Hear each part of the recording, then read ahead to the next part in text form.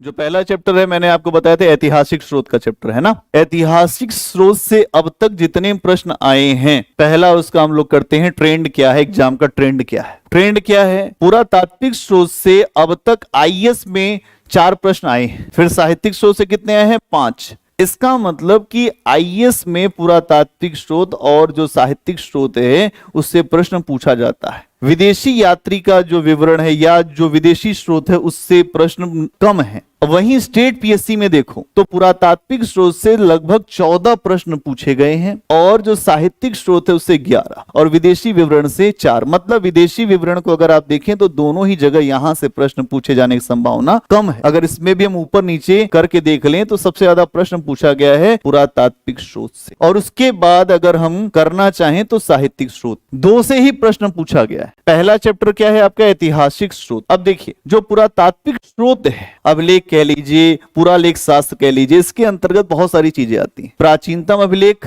प्राचीनतम अभिलेखों में अभिलेख आता है मित्तनी अभिलेख, इसको जो प्राचीनतम अभिलेख माना जाता है। इसके अलावा जो बोगसगोई अभिलेख आता है एशिया माइनर का 1400 ईसा पूर्व का, इसमें इंद्र मित्र वरुण जो नासत्य नामक देवताओं की चर्चा होती है। मतलब यहां यह है कि प्राचीनतम अभिलेख से जुड़े कुछ ऐसी चीजें जिससे इतिहास को फायदा होता है। इतिहास चलता है तथ्यों से, आंकड़ों से। इतिहास को जानने का 2 स्रोत है, एक तो लिखित और दूसरा पुरातात्विक। पुरातात्विक स्रोत चूंकि बिल्कुल निरपेक्ष होती है इसलिए इनका महत्व इतिहास में बहुत ज्यादा है। साहित्यिक स्रोत क्या होते हैं कि एक व्यक्ति के द्वारा लिखे गए तो वहां पर अपने तरफ से भी जोड़े जाने की बहुत ज्यादा गुंजाइश रहती है, इसलिए उन स्रोतों पर बहुत ज्यादा हमें संभल के चलना होता है। लेकिन पुरातात्विक स्रोत मिल जाता है तो यह पता चल जाता है कि हाँ भाई इस व्यक्ति के बारे में किसका राज इतना बड़ा था, इसके सिक्के भी वहां तक मिले, इसका मतलब राज्य बड़ा था। ठीक, क्या बात समझ में आई? ये चीज यहां पर आपको देखनी पड़े। प्राचीनतम अभिलेख, इसके अलावा अन्य अभिलेख। अन्य अभिलेख किसके हैं? चंद्रगुप्त मौर्य के बारे में जो महास्थान और जो शाहगौरा का अभिलेख। ये जो 2 अभिलेख हैं, जो महास्थान और जो शाहगौरा अभिलेख। चंद्रगुप्त मौर्य के समय अकाल पड़ा, अकाल पड़ा तो चंद्रगुप्त मौर्य अपने पुत्र के पक्ष में राजगद्दी को त्याग कर श्रावण बेलगोला चला गया और वहां पर एक जो जैन संत की सहायता से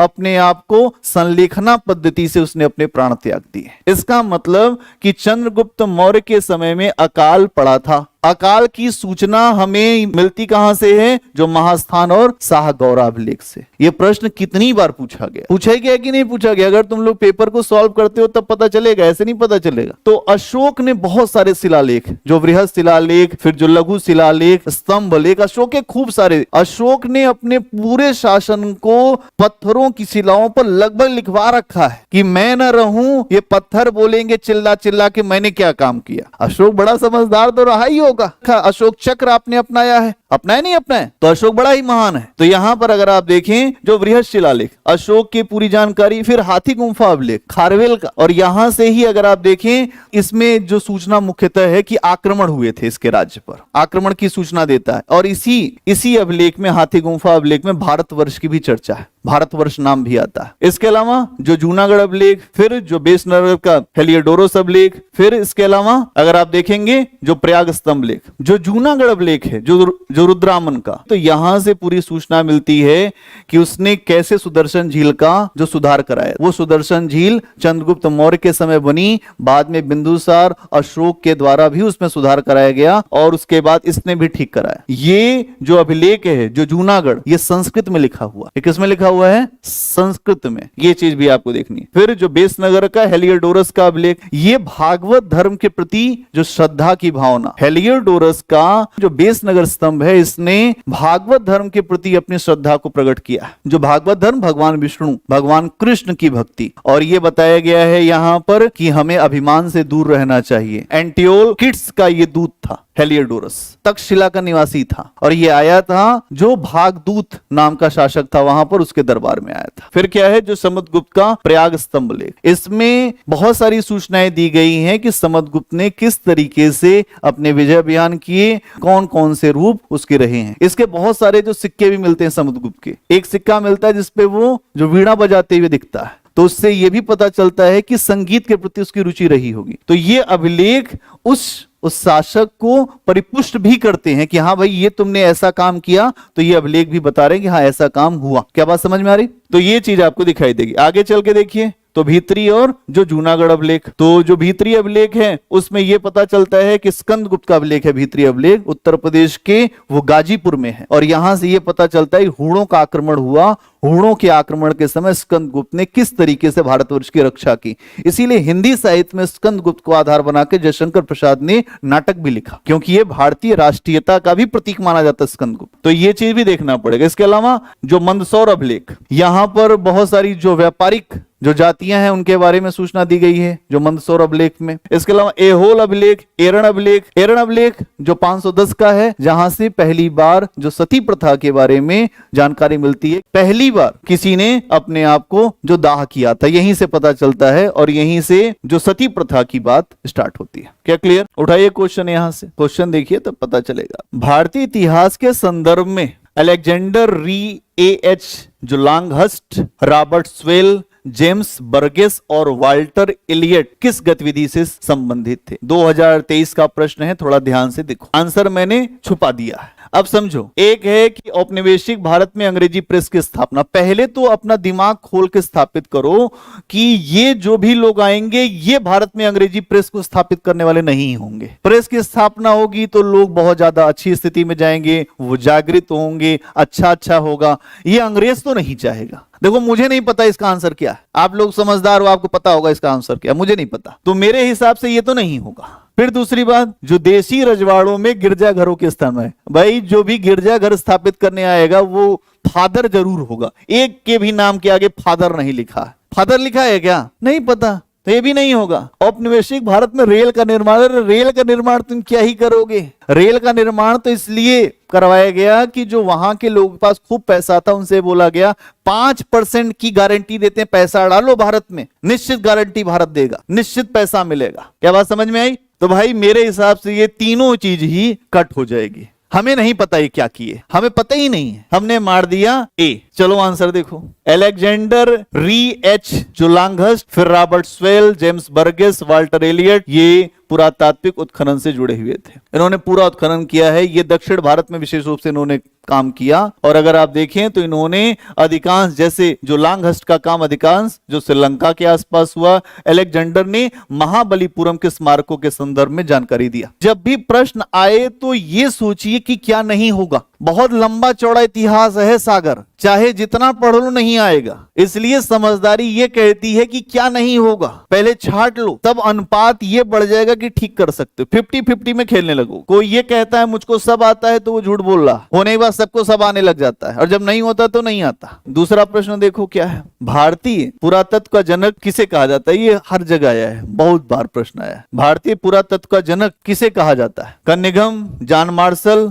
जो मार्टिमर, जो व्हीलर, या जेम्स प्रिंसप? कन्निंघम को कहा जाता है। ठीक है, तो ये अपने आप में आसान सा प्रश्न है, इस पे प्रश्न आए हुए हैं। अगला प्रश्न देखिए कि सेंड्रोकेटस से चंद्रगुप्त मौर्य की पहचान किसने किया? चंद्रगुप्त मौर्य की पहचान किसने कहा कि इसका नाम सेंड्रोकोटस था? एक इसका और भी नाम मिलता है, एंड्रोकोटस। दो प्रश्न इस पे बन सकते हैं, किसने इसको एंड्रोकोटस कहा और किसने इसको सेंड्रोकोटस कहा। ठीक है, अब इसमें ऑप्शन देखिए कौन हो सकता है, बताइए। मैं बोल देता हूं, जो William Jones, V Smith, R K Mukherjee, D R Bhandarkar, किसने कहा कि इसका नाम सेंड्रोकोटस है? विलियम जोन्स ने कहा। ठीक है, विलियम जोन्स ने कहा, बिल्कुल ठीक। और देखिए, अब ये तो हो गया जो सेंड्रोकोटस वाला। अब एंड्रोकोटस कौन कह रहा है? इसका नाम एंड्रोकोटस बताया है प्लूटार्क और एरियन ने। एंड्रोकोटस कहते हैं प्लूटार्क और एरियन कि चंद्रगुप्त मौर्य का नाम एंड्रोकोटस भी था। अब एक प्रश्न तो आ गया सेंड्रोकोटस वाला। एक प्रश्न ये आ सकता है कि एंड्रोकोटस किसने कहा है चंद्रगुप्त मौर्य? तो किसने कहा भाई बताओ?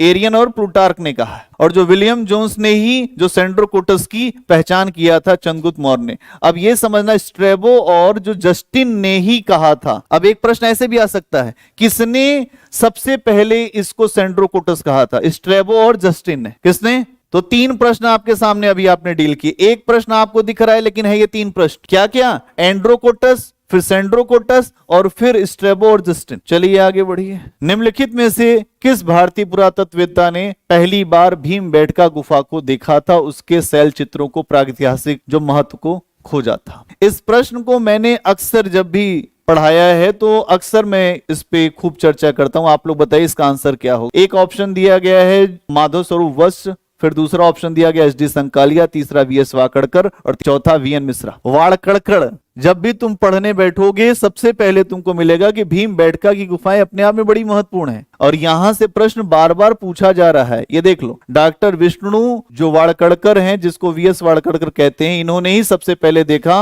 और शैल चित्रों के इसके महत्व को आंक लिया था। भोपाल के निकट है भीमबेटका की गुफाएं, जिसका अन्वेषण किया गया। ये चित्र लगभग 1,75,000 वर्ष पुराने हैं। जो भीमबेटका के जो चित्र हैं कितने पुराने हैं? 1,75,000 वर्ष पुराने हैं। इन चित्रों का जो परीक्षण हुआ है कार्बन डेटिंग पद्धति के अनुसार से। ठीक है, अगला प्रश्न देखिए। सम्राट अशोक के राज्य देशों का सबसे पहले विकूटन मतलब किसने पढ़ा? जो विकूटन का मतलब होता है किसने पढ़ा, किसने इसके पूरे अर्थ को निकाला था? कौन कौन है? एक तो है जो जॉर्ज ब्यूलर, दूसरा है मैक्स मुलर, तीसरा है जेम्स प्रिंसप, चौथा है विलियम जोन्स। ये बिल्कुल आसान सा प्रश्न है कि अशोक का जो भी काम किया था जेम्स प्रिंसप ने किया था। किसने किया था? जेम्स प्रिंसप ने किया था। देखिए, सम्राट अशोक के राज्य देशों का सबसे पहले विकूटन 1837 में जेम्स प्रिंसप ने किया था। अशोक के शिलालेख 3री शताब्दी ईसा पूर्व के, ध्यान रखना, 3री शताब्दी ईसा पूर्व के अशोक के शिलालेख हैं। जेम्स प्रिंसप बंगाल में ईस्ट इंडिया कंपनी की सेवा में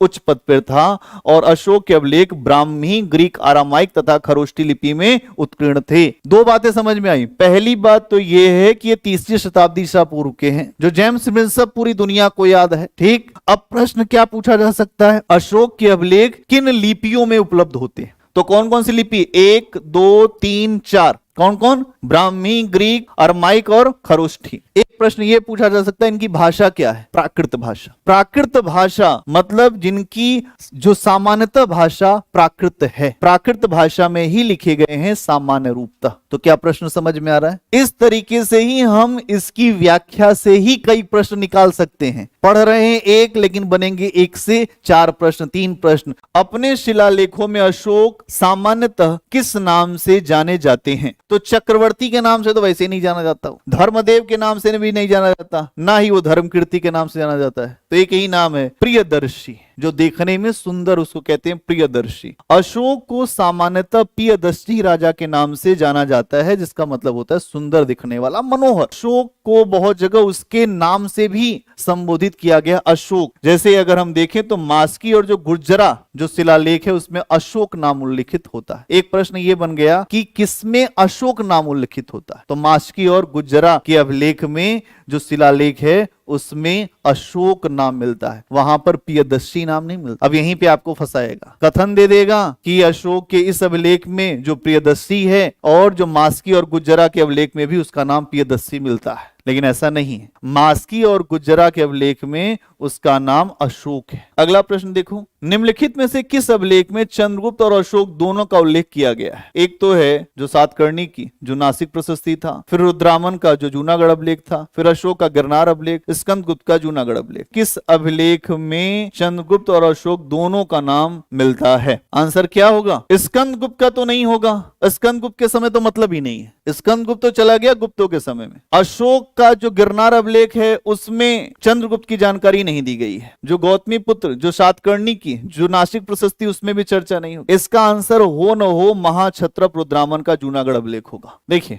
महाक्षत्रप रुद्रामन के जो जूनागढ़ अभिलेख में चंद्रगुप्त और अशोक दोनों का उल्लेख मिलता है। इसमें उत्कीर्ण है कि मौर्य शासक चंद्रगुप्त मौर्य ने राज्यपाल पुष्यगुप्त के द्वारा गिरनार के पास सुदर्शन झील पर एक बांध का निर्माण कराया था। अब एक बात यह है कि चंद्रगुप्त ने किसके द्वारा सुदर्शन झील पर बांध का निर्माण कराया? तो पुष्यगुप्त हो गया। एक प्रश्न तो ये बन गया। दूसरी बात तो ये हो गई कि रुद्रामन के जो जूनागढ़ अभिलेख में चंद्रगुप्त और अशोक का उल्लेख किया गया। इसके अलावा इसी अभिलेख में यह भी बताया गया है कि रुद्रामन जो प्रथम है उसने संस्कृत भाषा में इस अभिलेख को उत्कीर्ण करवाया था, जो संस्कृत भाषा में, और 150 ईस्वी का ये अभिलेख है। तो 3 तरीके की बातें यहां पर रखी गई। एक तो ये हो गया कि इसमें उल्लेख हुआ किसका किसका, एक तो चंद्रगुप्त का और दूसरा अशोक का, और तीसरा किसने कराया? जो महाक्षत्रप रुद्रामन ने कराया। चौथी बात क्या है कि सुदर्शन झील पर किसने निर्माण करवाया था? तो पुष्यगुप्त ने। पांचवी बात क्या है? ये संस्कृत भाषा में। छठी बात क्या है? 150 ईस्वी का है। अगला प्रश्न देखिए, निम्नलिखित में से अशोक का कौन सा शिलालेख धार्मिक संश्लेषण के बारे में चर्चा करता है। धार्मिक संश्लेषण का मतलब कि अपने धर्म की प्रशंसा और दूसरे धर्म की निंदा मत करिए, सबके धर्म का सम्मान करिए। संश्लेषण का मतलब होता है समन्वय, मिलाने वाला। कौन सा ऐसा अभिलेख है? तो जो दूसरा शिलालेख है उसमें तो इसकी चर्चा नहीं है। 13वें शिलालेख में कलिंग विजय की चर्चा किया उसने, और 11वें शिलालेख में उसने ये कहा है कि धम्म विजय किस तरीके से होगी। इसका आंसर क्या होगा? 12वां शिलालेख। देखिए इसको, अशोक का 12वां शिलालेख धार्मिक संश्लेषण के बारे में कहता है। इस अभिलेख में अशोक बोलता है कि सभी संप्रदायों की सार वृद्धि हो, मतलब सभी संप्रदाय आगे बढ़ें, सब खाएं, सब जिएं, सब रहें, क्योंकि सबका मूल मंत्र होता है संयम। तो संयम से सब चले तो सबके संप्रदाय की वृद्धि होगी। कोई किसी के संप्रदाय की निंदा ना करे और ना ही अपने संप्रदाय की बहुत ज्यादा प्रशंसा करे। जबकि अशोक के दूसरे शिलालेख में चिकित्सा के प्रबंधन के बारे में सूचना दी गई है। 11वें शिलालेख में वो धम्म के विषय में बात बताता है। कीचु धम्मे, धम्म क्या है? अपासिनवे, दया दाने, सचे सोचवे, माधवे साधवे च, ये धम्म की चर्चा करता है अपने 11वें शिलालेख। 13वें शिलालेख में कलिंग विजय की सूचना देता है कि मैंने वहां की विजय किया, बड़े पैमाने पर नरसंहार किया, 1 लाख से ज्यादा लोग मार दिए, 1.5 लाख से ज्यादा लोग मैंने बंदी बना लिए और मेरा हृदय द्रवित हो गया। यह बात कहता है 13वें शिलालेख में। अगला प्रश्न देखिए, हाथी गुम्फा अभिलेख में किस शासक के विषय में जानकारी मिलती है? खारवेल। हाथी गुम्फा अभिलेख खारवेल के विषय में जानकारी देता है। इस अभिलेख में अगर आप देखिए बहुत सारी घटनाओं की चर्चा होती है। क्या? खारवेल ने बताया कि नंद वंश के संस्थापक महापद नंद और अशोक ने कलिंग पर आक्रमण किया। इसके अलावा अगर आप देखिए तो हाथी गुम्फा में भारतवर्ष की भी चर्चा मिलती है, और ये जो अभिलेख है उड़ीसा के उदयगिरी की पहाड़ियों में स्थित है। अब ये पूछा जा सकता है कि हाथी गुम्फा अभिलेख है कहां? तो उदयगिरी की पहाड़ी। कहां पर? उड़ीसा। अगला प्रश्न देखिए, भागवत धर्म का ज्ञात पहला जो सर्वप्रथम अभिलेख साक्ष्य है। भागवत धर्म भगवान कृष्ण वासुदेव, है ना? तो यहां पर देखिए ऑप्शन क्या है? समुद्रगुप्त की प्रयाग प्रशस्ति, गौतमी जो बल श्री का नासिक अभिलेख, फिर बेसनगर का गरुड़ स्तंभ, फिर धनदेव का अयोध्या अभिलेख। तो बिल्कुल आसान सा प्रश्न है, बेसनगर का गरुड़ स्तंभ। भागवत धर्म का सबसे पहला अभिलेखिक साक्ष्य है बेसनगर का गरुड़ स्तंभ। क्यों है ये आया? इसके पीछे की परिस्थिति को समझिए। ब्राह्मण धर्म में इतना ज्यादा कर्मकांड बढ़ गया था, इतनी ज्यादा समस्याएं बढ़ गई थी, यज्ञ बढ़ गया था, उस व्यवस्था से लोग मुक्ति चाहते थे और इसके लिए भागवत धर्म का उदय हुआ। इस धर्म का पहला साक्ष्य अगर आप देखें, इस धर्म की पहली जानकारी 6ठी शताब्दी ईसा पूर्व, मतलब जो बुद्ध का समय उसी समय मिलती है। 6ठी शताब्दी ईसा पूर्व में उपनिषदों में मिलता है। कहां मिलता है? उपनिषदों में मिलता है। वासुदेव कृष्ण के भक्त भागवत कहलाते थे। क्या कहलाते थे? भागवत कहलाते थे। हिंद यवन शासक एंटियालकिड्स, तीसरा प्रश्न, किसने भेजा था? किसने भेजा था? एंटियालकिड्स ने भेजा था। किसको भेजा था? हेलियोडोरस को। कहां का था? तक्षशिला का। कितने प्रश्न हो गए? 3। इसके अलावा फिर उस जगह का शासक कौन था? तो शुंग शासक था भागभद्र। 4। कितने प्रश्न? 4। यहां पर 3 शब्द थे, दंभ, त्याग और अप्रमाद। दंभ छोड़िए, अभिमान छोड़िए, फिर क्या करिए? त्याग करिए, फिर क्या करिए? अप्रमाद, आलस को छोड़ दीजिए। ये कहा था बेसनगर के विदिशा जो गरुड़ स्तंभ में, जहां पर भागवत धर्म को लेकर चर्चा की गई। भागवत धर्म आया क्यों? क्योंकि ब्राह्मणों का कर्मकांड यज्ञ व्यवस्था से लोग ऊब चुके थे। लोग चाहते थे भक्ति, और भगवान कृष्ण की भक्ति कैसी है?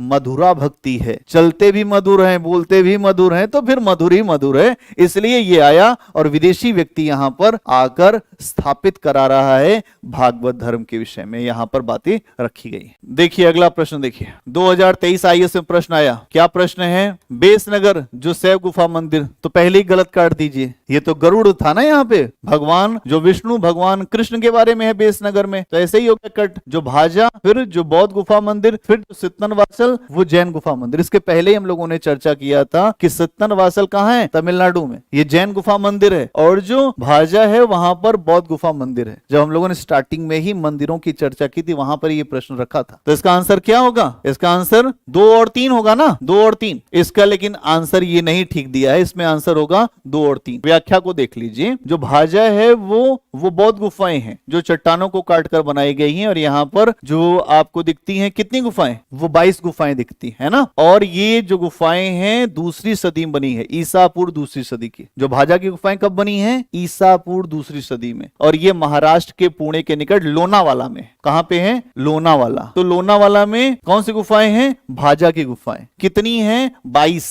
कब की हैं? दूसरी सदी ईसा पूर्व की है। तीन बात समझ में आ गई। और ये है कहां पे, तो महाराष्ट्र के पुणे के निकट लोनावाला में। फिर जो सित्तनवासल, ये 7वीं शताब्दी का एक जैन गुफा मंदिर है। ये तमिलनाडु के पुदुकोट्टई जिले में है। सित्तनवासल वहां का एक गांव है, उसमें मिली है। ये 2री शताब्दी का तमिल राम गुफाओं का एक परिसर है। तो युग्म 1 जो सही सुमेलित नहीं है। अगला प्रश्न देखिए, जो बेसनगर अभिलेख का हेलियोडोरस कहां का निवासी था, इसके पहले कितनी बार चर्चा कर दी, तक्षशिला, बात खत्म। अगला प्रश्न देखिए, अंकोर वाट मंदिर समूह किस देश में स्थित है, जो म्यांमार, जो श्रीलंका, इंडोनेशिया तो है ही नहीं, ये जो श्रीलंका भी नहीं है, म्यांमार भी नहीं, इंडोनेशिया भी नहीं, यही है। अंकोर वाट जो मंदिर समूह है कंबोडिया, इसको कहते हैं कंपुचिया। अंकोर वाट मंदिर समूह का विकास कब हुआ, अब ये प्रश्न आपके सामने आ सकता है। 9वीं से 14वीं शताब्दी के बीच इसका विकास हुआ खमेर साम्राज्य के जो लोग थे उनके द्वारा। किसके द्वारा हुआ, 9वीं से 14वीं शताब्दी के बीच इसका विकास हुआ। किसके द्वारा हुआ, खमेर जो साम्राज्य के अधीन। उस समय अगर आप देखें जो शासक था सूर्यवर्मन सेकंड, कौन था, सूर्यवर्मन सेकंड के समय हुआ 9वीं से 14वीं शताब्दी के बीच। तो ये जो है भारतीय जो परंपरा का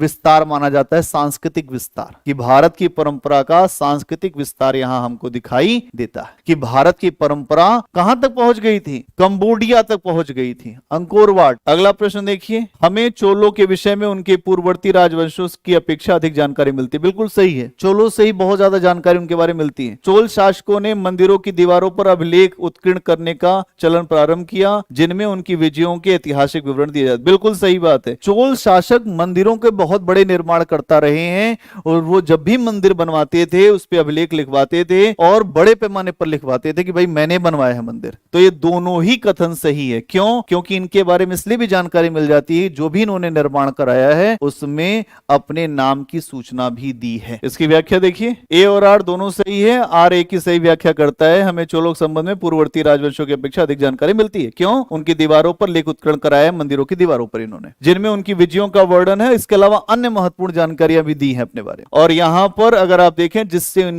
इनके राजवंश के बारे में अन्य राजवंशों की तुलना में ज्यादा जानकारी उपलब्ध हुई है। अगला प्रश्न देखिए, एचपीएससी में भी पूछा है, इसमें सारे प्रश्नों को कवर कर लिया है। बहुत बढ़िया है, ये बात अच्छी है कि इसमें सारे प्रश्न कवर हैं, और ये बहुत अच्छा है। प्रश्न देखिए, कौन सा एक जो लकुलिस पाशुपत संप्रदाय पर प्रकाश डालता है, हुविश की मुद्रा, चंद्रगुप्त द्वितीय का मधुरा अभिलेख, फिर जो भवभूति का मालती माधव, पाणिनि का अष्टाध्यायी, बाणभट्ट की कादंबरी। ठीक है, इसका आंसर क्या है, एक है हुविश की मुद्रा में मिलता है, ठीक है, फिर 2 में मिलता है चंद्रगुप्त द्वितीय का मथुरा अभिलेख, फिर उसके बाद मिलता है 4 में भवभूति के मालती माधव में नहीं चर्चा मिलती, मालती माधव में चर्चा नहीं है। और उसके बाद फिर मिलता है जो पाणिनि की अष्टाध्यायी में मिलता है, और जो बाणभट्ट की कादंबरी मिलता है। इसके थोड़ा सा इस पे आइए, कुषाण शासक हुविश की मुद्रा, गुप्त शासक चंद्रगुप्त द्वितीय के जो मथुरा अभिलेख, पाणिनि की जो अष्टाध्यायी में अगर आप देखें तो वो एक जो व्याकरण की रचना है, जो पाणिनि के अष्टाध्यायी एक व्याकरण की रचना, उसमें भी चर्चा मिलती है। इसके अलावा जो बाणभट्ट ने अपनी रचना कादंबरी में जो लकुलिश संप्रदाय पर, जो लकुलिश ने एक संप्रदाय स्थापित किया था, पाशुपत संप्रदाय पर जो प्रकाश डाला है। कौन था लकुलिश, पाशुपत संप्रदाय का एक जो प्रमुख शाखा है, इसके प्रवर्तक भी लकुलिश ही माने जाते। क्या था, इसका उदय हुआ था गुजरात में। अब थोड़ा सा इसको समझ लो, इसका उदय कहां हुआ, गुजरात में हुआ। कब से कब तक हुआ, 6ठी से 9वीं शताब्दी के बीच हुआ।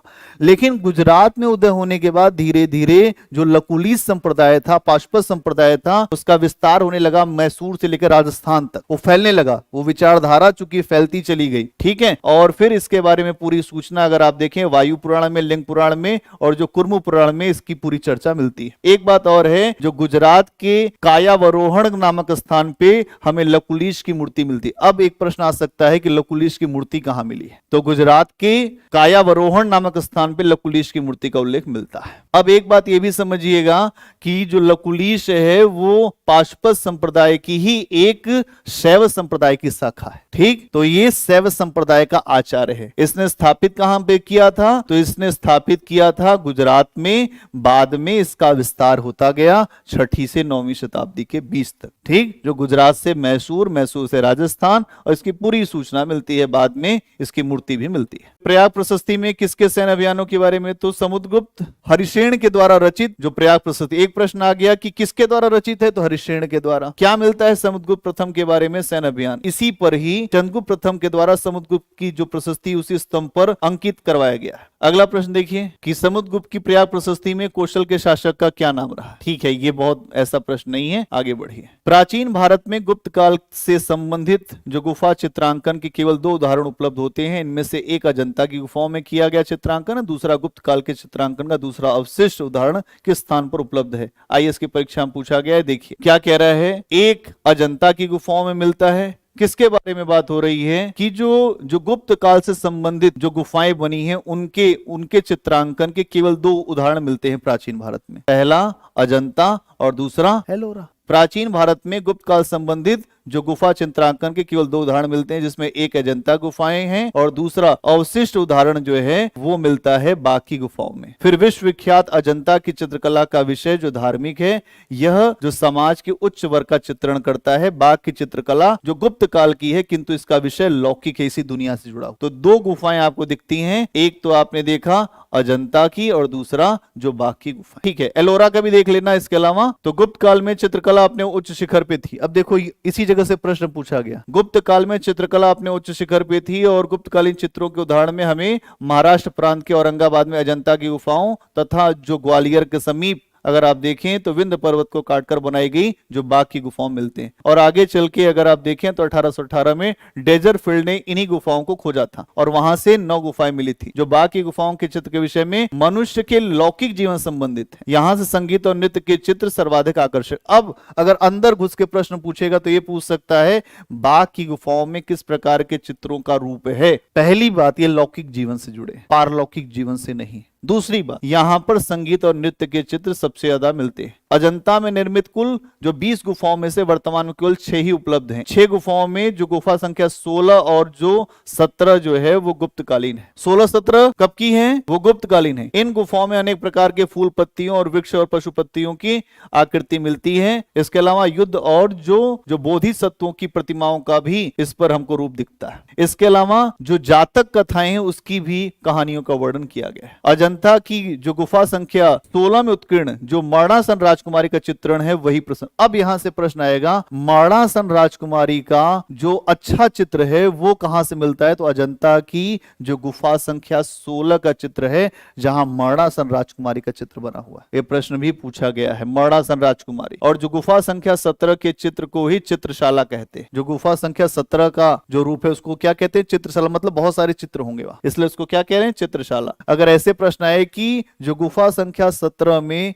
निम्न विषयों को दिखाया गया है, जैसे बुद्ध का जन्म, जीवन, महानिष्क्रमण, महापरिनिर्वाण आदि के जो विषय उकेरे गए हैं, तो मतलब ठीक है, उकेरे गए हैं। तो गुफा संख्या 17 में क्या है? बुद्ध का जन्म, जीवन, उन्होंने अपना घर छोड़ दिया, फिर उनको जो ज्ञान मिला जो महापरिनिर्वाण कहलाता है। और जो गुफा संख्या 17 में उत्कीर्ण जो सभी चित्रों को माता और शिशु के चित्र सबसे ज्यादा सर्वोत्कृष्ट है। तो गुफा संख्या 17 में सबसे महत्वपूर्ण चित्र किसका है? माता और शिशु का चित्र है जो सबसे ज्यादा महत्वपूर्ण दिखाई देता है। तो चैप्टर नंबर 1 खत्म। अब हम लोग अगली क्लास में दूसरे चैप्टर को करेंगे। चलिए, बहुत धन्यवाद, मिलते हैं अगली क्लास में। और आप लोग खूब प्रैक्टिस करते रहिए और फिर हम लोग देखते हैं कि किस तरीके से आगे बढ़ना है।